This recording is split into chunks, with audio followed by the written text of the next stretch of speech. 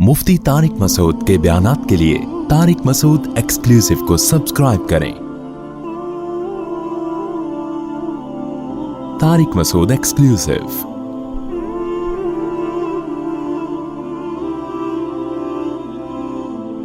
कुरान में देखो ना, अल्लाह क्या फरमाते हैं, हमारे नेक बंदे वो क्या करते हैं कि गरीबों को खाना खिलाते हैं। सूरह दहर उठा के देखो, और गरीबों से कहते हैं इन्नमा नुतइमुकुम लिवजहिल्लाह, हम तुम्हें अल्लाह के लिए खिला रहे हैं, ला नुरीदु मिनकुम जज़ाअन, इसका बदला भी नहीं चाहिए। चलो बदला तो फिर भी बड़ी चीज है, वाला शुकुरा, शुक्रिया भी नहीं चाहिए। ये भी नहीं कहना कि शुक्रिया आपका, ये नहीं चाहिए। शुक्रिया तो उस काम का होता है जिसमें एहसान हो। हम तो तुम्हारे लिए कर नहीं रहे, हम तो अपने लिए कर रहे हैं। कैसी मोटिवेशन है भाई कुरान की। तो मुमकिन है किस कोई गरीब उनसे पूछे कि तुम अपने लिए कैसे कर रहे हो, तो आगे उसका जवाब है इन्ना नखाफु मिन रब्बिना यौमन अबूसन कमतरीरा। असल में एक दिन आने वाला है बड़ा सख्त, मैदान हशर होगा जिसमें हमें हिसाब व किताब देना होगा। उस दिन की सख्ती से बचने के लिए हम चाहते हैं कि तुम्हें इस भूख की सख्ती से निकालें, और फिर कल क़यामत के दिन तुम्हारा रेफरेंस दे अल्लाह से कि अल्लाह हमने दुनिया में तेरी मखलूक पे तरस खा के अपना माल खर्च किया था, आज जिस अजाब में हम हैं तू हम पे तरस खा।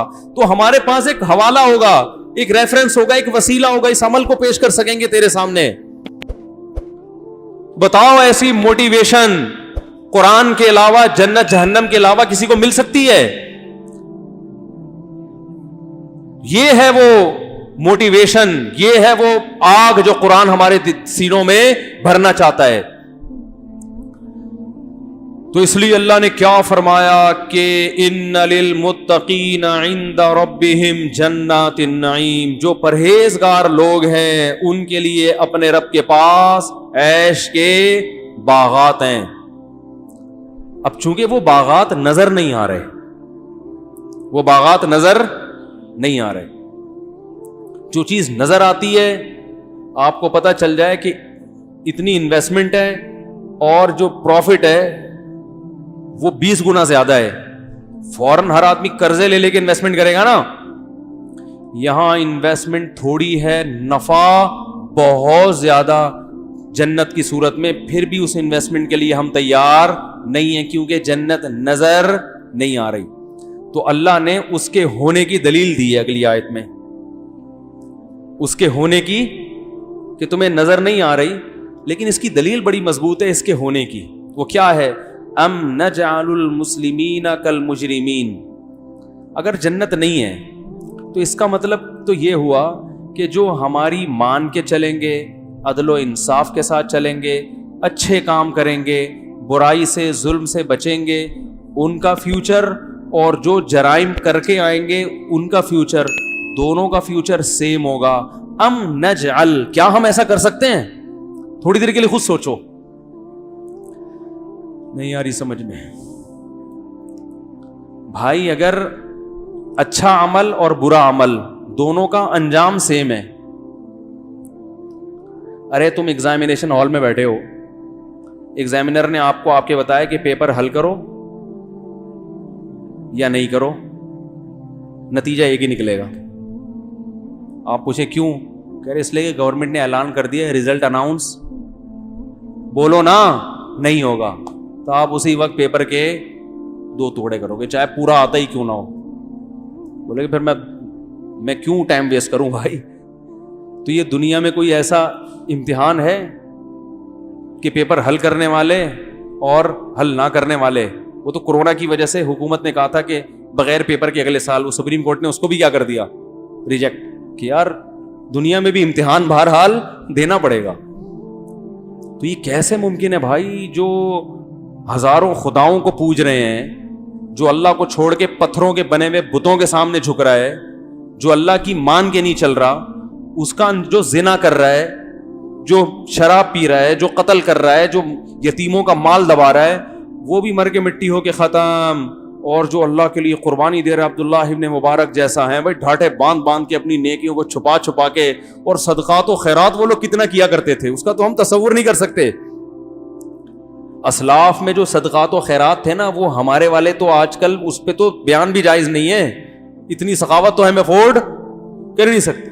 حضرت حسن رضی اللہ تعالیٰ عنہ کا میں واقعہ پڑھ رہا تھا, انہوں نے ایک غلام کو دیکھا, وہ کیا کر رہا ہے, روٹی کھاتا ہے نا, پہلے زمانے میں بڑی غربت تھی, ایک روٹی مل جاتی بڑی بات تھی, تو وہ روٹی کے ایک ٹکڑا کھاتا ہے, سامنے دوسرا ٹکڑا سامنے کتا بیٹھا ہوا ہے اس کو دے رہا ہے.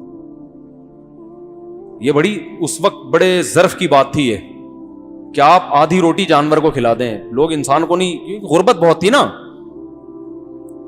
اب تو غریب کو روٹی دو وہ مانتا ہی نہیں ہے یہ کیا ہے, تو غریب جو ہے نا اس کو بھی ٹھیک ٹھاک پیسہ چاہیے.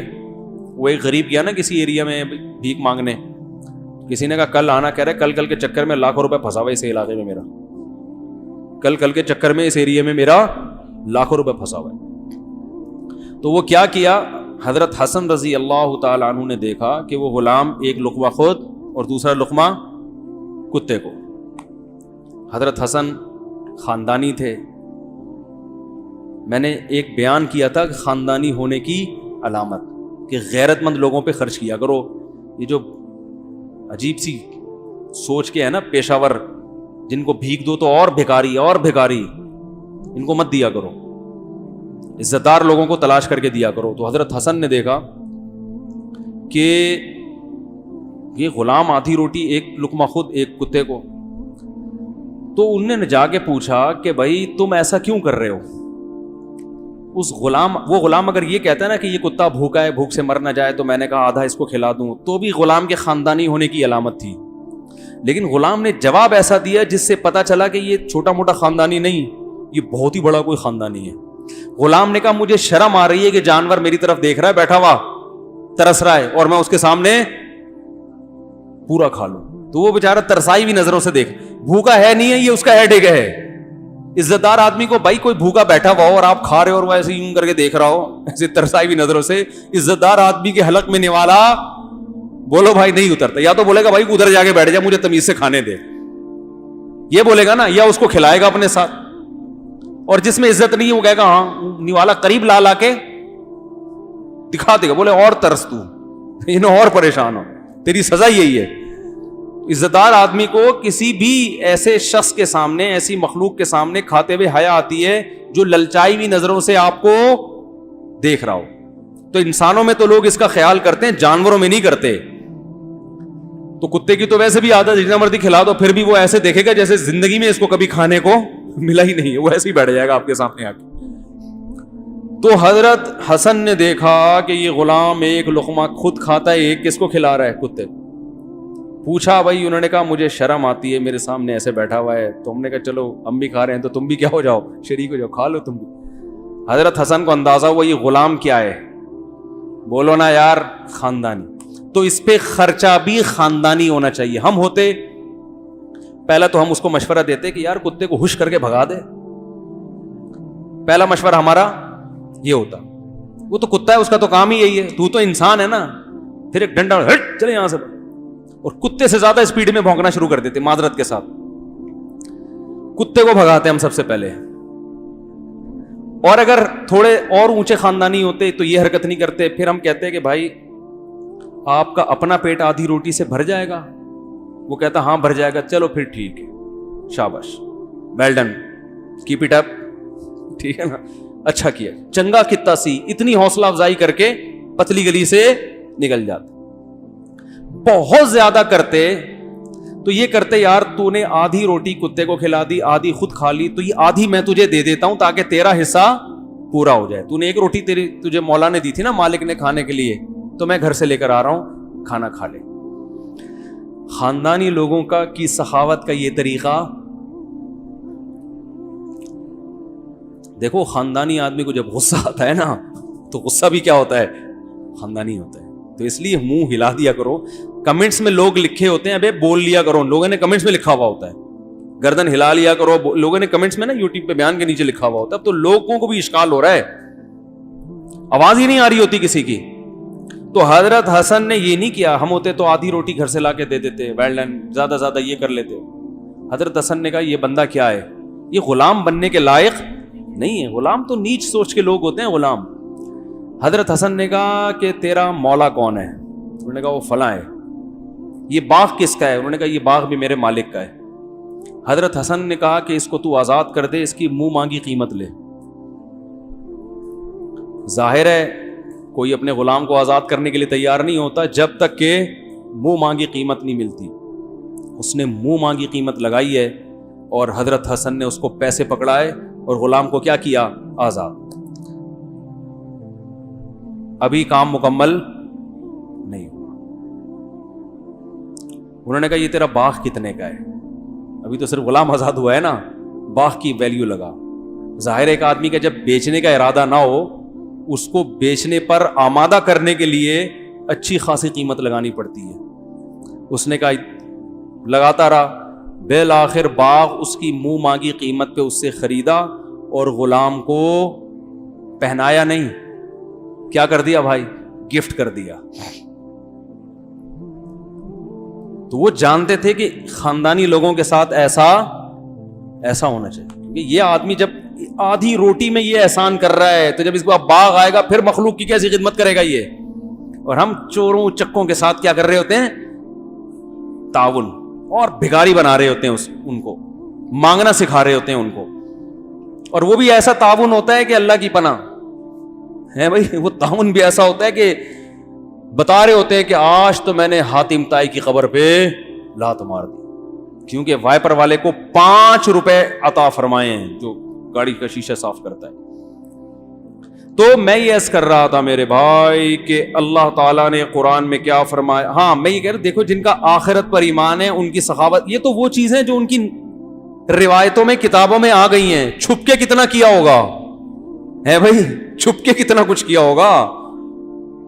اور یہ بھی آپ سے عرض کروں, حضرت حسن جو اتنے مالدار تھے اس کی وجہ حضرت معاویہ رضی اللہ تعالیٰ عنہ تھے. حضرت معاویہ نے اپنے دور حکومت میں اہل بیت کا بہت خیال رکھا ہے. بیت المال سے ان کے لیے بھاری بھرکم وظیفہ جاری کیا ہے کہ یہ نبی کے خاندان کے لوگ ہیں, ان کا وظیفہ بھی کیا ہونا چاہیے؟ خاندانی. نہیں آ رہی بات؟ ان کا وظیفہ بھی کیا ہونا چاہیے؟ خاندانی.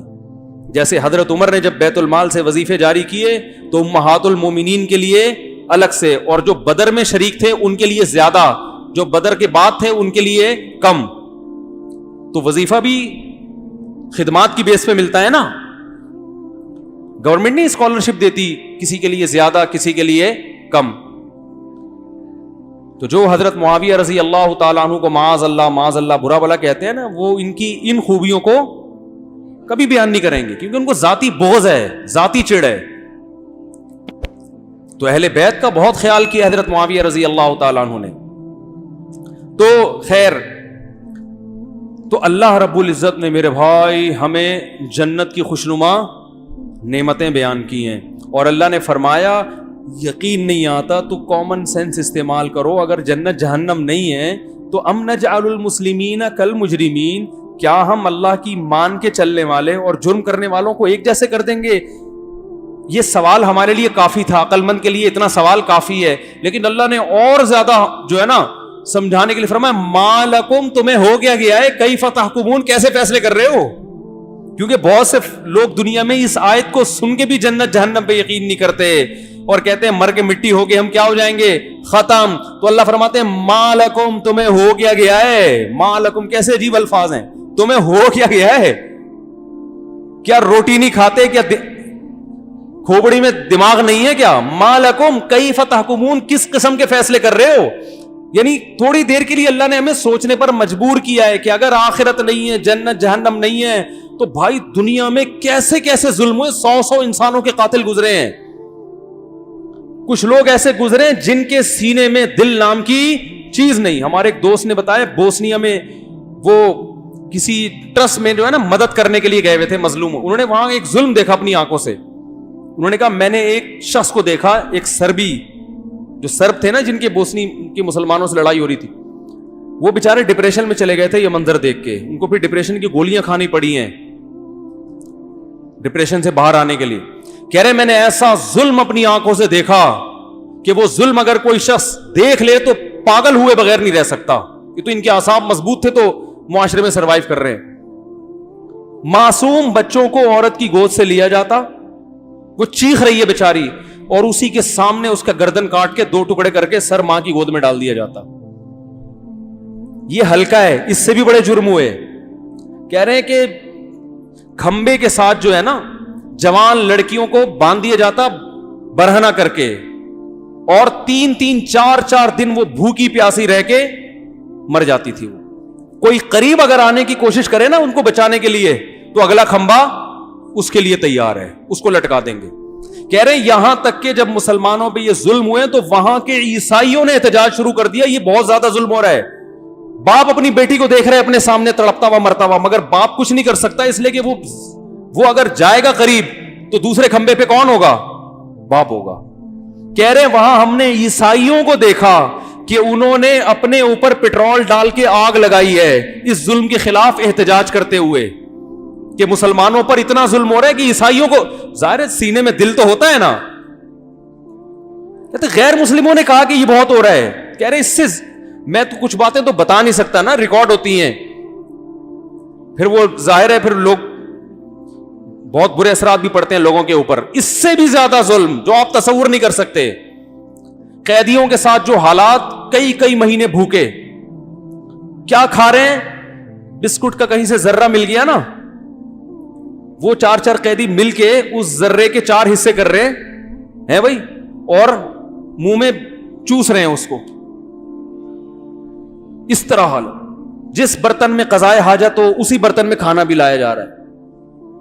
قضائے حاجت کی الگ سے جگہ نہیں. جیلوں میں کیا ہوتا ہے؟ وہی قضائے حاجت, وہی پیشاب, وہی سونا ہے. یہ اندر پتہ نہیں کیا ہو رہا ہے بھائی لوگوں کو جیلوں کے اندر. یہ تو ہم یہاں بیٹھے ہیں نا آرام سے, ہمیں کیا پتا دنیا میں جیلوں میں کیا ہو رہا ہے. یہ چیزیں تو یونائٹڈ نیشن کے علم میں آتی نہیں ہیں. اقوام متحدہ کے فرشتوں کو بھی پتہ نہیں ہوتا کہ اندر کیا ہو رہا ہے, لیکن ظلم کرنے والے کر رہے ہوتے ہیں.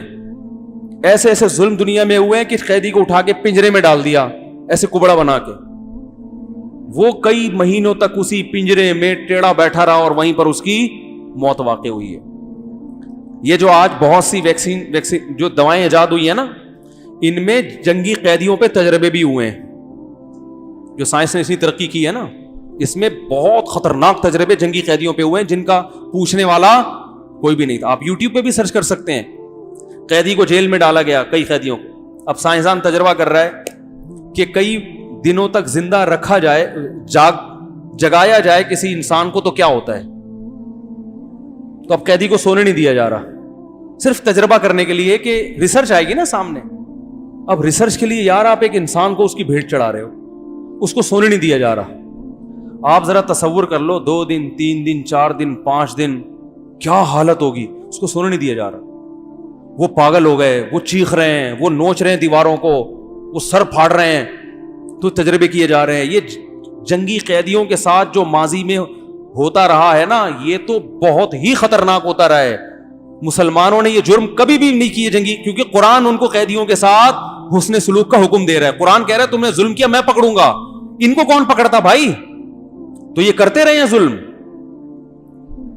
یہ تو خود ان کے کچھ عقل مند لوگوں کو خیال ہوا یونائٹڈ نیشن بنی کہ کچھ کنٹرول, تو اس سے بھی کچھ کنٹرول ہوا ہے, مکمل کنٹرول. کیوبا میں دیکھو نا کیا ہوا ہے قیدیوں کے ساتھ, کسی قانون کو نہیں مانا. تو بڑے بڑے ظلم ہوئے بھائی انسانوں کے ساتھ, عورتوں کے ساتھ ریپ ہوا ان کا, ان کے بچے, ان معصوم بچوں کو گود سے چھین کے انہی کے سامنے 2 ٹکڑے کیے گئے. بہت کچھ ہوا ہے اس دنیا میں.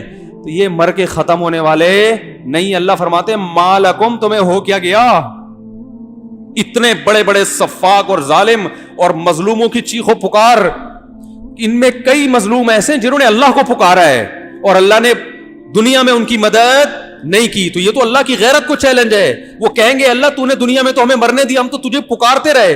ہم پولیس کو پکارتے پولیس آ جاتی, فوج کو پکارتے فوج آ جاتی, تجھے پکارا تو نہیں آیا. تو اللہ کیا فرماتے ہیں قرآن میں, وَلَا تَحْسَبَنَّ اللَّهَ غَافِلًا عَمَّا يَعْمَلُ الظَّالِمُونَ. ظالم لوگ جو کچھ کر رہے ہیں اللہ کو اس سے غافل مت سمجھو. میں مظلوم کی پکار فوراً بعض دفعہ اس پر جواب اس لیے نہیں دیتا, انما یؤخرہم لیوم تشخص فیہ الابصار, ایک ایسے دن کے لیے مہلت دے رہا ہوں جس دن آنکھیں پھٹی کی پھٹی رہ جائیں گی. افئدتہم ہوا, دل ان کے صبر سے خالی ہو جائیں گے. وَأَنذِرِ النَّاسَ يَوْمَ يَأْتِيهِمُ الْعَذَابُ، اے نبی ان کو اس دن سے ڈرا دو جس دن ان ظالموں پہ عذاب آئے گا. فَيَقُولُ الَّذِينَ ظَلَمُوا، آج جو یہ مظلوموں پہ کمزوروں پہ ظلم کر رہے ہیں تو اللہ فرماتے ہیں کہ ایک دن آنے والا ہے، یہ ظالم کہے گا اخرنا الی اجل قریب، اللہ ایک دن کی مہلت دے دے کہ ہمیں مظلوموں سے معافی مانگنے کا موقع مل جائے، ہمیں ظلم کی تلافی کر دیں. اللہ فرماتے ہیں ایڑیاں رگڑو گے، ساری دنیا کی دولت بھی دے دو گے، ایک سیکنڈ کی مہلت بھی نہیں ملے گی. تو یہ تو اللہ پہ بہت بڑا الزام ہے. آج دنیا میں ظلم ہو رہا ہے کہ نہیں ہو رہا؟ آج بھی ہو رہا ہے. کس طرح سے مظلوموں کی چیخو پکار دنیا کی کانوں میں پہنچ، کوئی مدد کرتا ہے؟ وہ اللہ کو پکارتے ہیں تو بھائی اللہ بھی مدد نہیں کر رہا، لوگ بھی نہیں کر رہے، تو پھر اللہ میں اور ان ظالموں میں فرق کیا ہو گیا؟ تو اگر مر کے مٹی ہو کے میرے بھائی ختم ہو جانا ہے، پھر اس کا مطلب معاذ اللہ نقل کفر، اللہ بھی اسی طرح ظالم ہے جس طرح انسان ایک دوسرے پہ ظلم کرتے ہیں، وہ بھی کسی کی پکار نہیں سنتا. لیکن اللہ ایسا ظالم نہیں ہے. وہ کہتے ہیں ما لکم، تم سمجھتے ہو کہ میں مجرمین کو چھوڑ دوں گا؟ ما لکم، تمہیں ہو کیا گیا ہے؟ کیف تحکمون، تم کیسے فیصلے کر رہے ہو؟ اللہ ظالم نہیں ہے، وہ انتقام لے گا، اور اس نے انتقام کے لیے ایک دن رکھا ہے. یہاں دنیا میں بڑے بڑے ظلم ہوئے ہیں اور ظالم پھر بھی پنپ رہے ہیں. دیکھو اللہ نے سورہ بروج میں بیان کیا نا کہ ایک بادشاہ کی قوم تھی، جب لوگ ایمان لے آئے تو بادشاہ نے اپنے فوجیوں کو حکم دیا کہ جو جو ایمان پر قائم ہے سب کو آگ میں ڈال دو، خندقیں کھدوا کے. سورہ بروج میں ہے نا، تو قرآن میں آتا ہے کہ ایک ایک کر کے سب کو اس نے خندقیں کھدوا کے آگ میں پھینک دیا، اور چیخو پکار لوگ سنتے رہے ہیں. کسی نے مدد کی ان کی؟ قرآن میں تو کہیں نہیں ہے کہ اس بادشاہ پہ فوراً عذاب آ گیا، زلزلہ آیا، نہ نہ نہ، وہ بادشاہ کی حکومت کیا ہو گئی؟ کامیاب. لیکن اللہ کیا فرماتے ہیں؟ ان الذين فتنوا المؤمنين والمؤمنات ثم لم يتوبوا فلهم عذاب جہنم. وہ بادشاہ وقتی طور پر پنپ پایا ہے، اللہ فرماتے ہیں اس کے لیے جہنم کی آگ ہے. جس آگ میں اس نے ان ایمان والوں کو پھینکا تھا نا، اللہ فرماتے ہیں ہمیشہ اس سے کئی گنا زیادہ گرم آگ میں جلتا رہے گا وہ. تو بھائی آخرت پر اگر یقین نہیں کرتے تو اس کا مطلب پھر اللہ میں اور ظالموں میں فرق نہیں ہے. تو اللہ کروا ما لکم، تمہیں ہو کیا گیا ہے. صاف پتہ چلتا ہے بھائی ایک دن آئے گا جس میں اچھے عمل والے کو جنت ملے گی اور برے عمل والے کو